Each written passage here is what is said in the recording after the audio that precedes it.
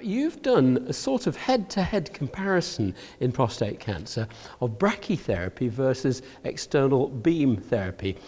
Tell me exactly what it was, what issue you were trying to resolve in this very interesting study. So the main question at the heart of the study is, do you get a better outcome if you dose escalate with brachytherapy as opposed to external beam radiation? And the things that were common in both arms of the trial were that they got a year of hormone therapy, and they also had their lymph nodes treated with radiation. And they were randomized to get dose escalation with brachytherapy or dose escalation to 78 gray with external beam.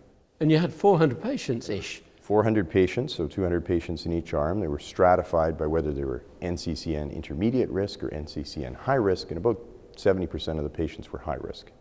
So you divided them, and you have in fact got a clear result, but it took quite a few years, didn't it? Yeah, I mean, one of the things that we'd expect, because there was hormone therapy, that the hormone therapy helps control the disease for the first few years, so you don't see a lot of relapses until their testosterone recovers, and then you start to see a divergence in their outcomes. Run me through the figures, if you will, please. Yeah, so the difference, the median follow-up is around 7 years, and the difference at 7 years was about 10% overall in the study in terms of what we call biochemical relapse, so biochemical signs of the cancer progressing. And the difference at 9 years, where we still had quite a few number of patients, so a pretty robust statistical difference, was about 20% in terms of their biochemical relapse.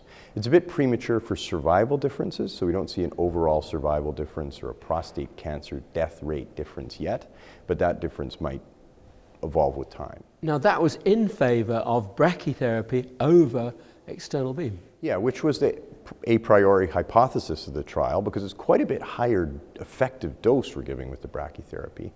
And that was compared again to already dose-escalated external beam radiation, so it was substantially better than what other dose escalation trials had seen in the past. So what is this telling us about targeting the radiation to where it's needed then? Yeah. Well, I think it tells us that we can get better control rates with this approach than we can with other radiation approaches.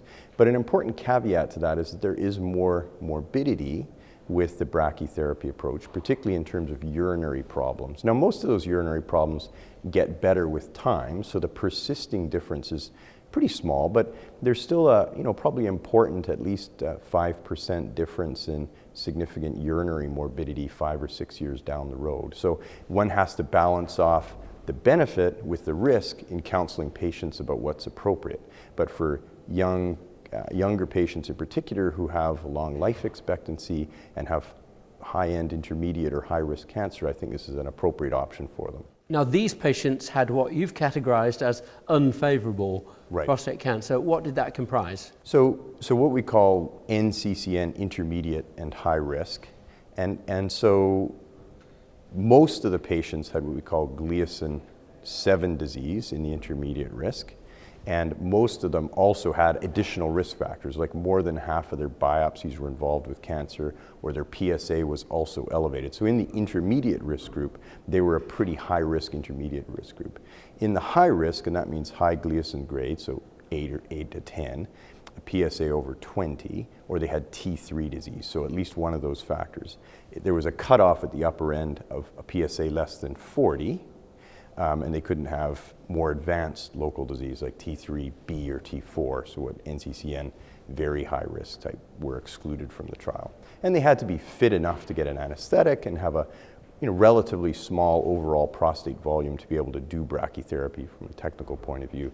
And that was set at a 75 cc volume cutoff. So what are the clinical messages coming out of this for busy cancer doctors? Well, I think the main message is that in an environment where, and I should say in an environment where you've got good brachytherapy, in the centers that this was done, they had lots of brachytherapy experience, a good quality assurance program so they could deliver brachytherapy safely. And in that context, you can get better outcomes in terms of disease control if you do a dose escalation with brachytherapy. But you have to keep in mind, as I mentioned earlier, those differences in side effects when you're counseling with patients.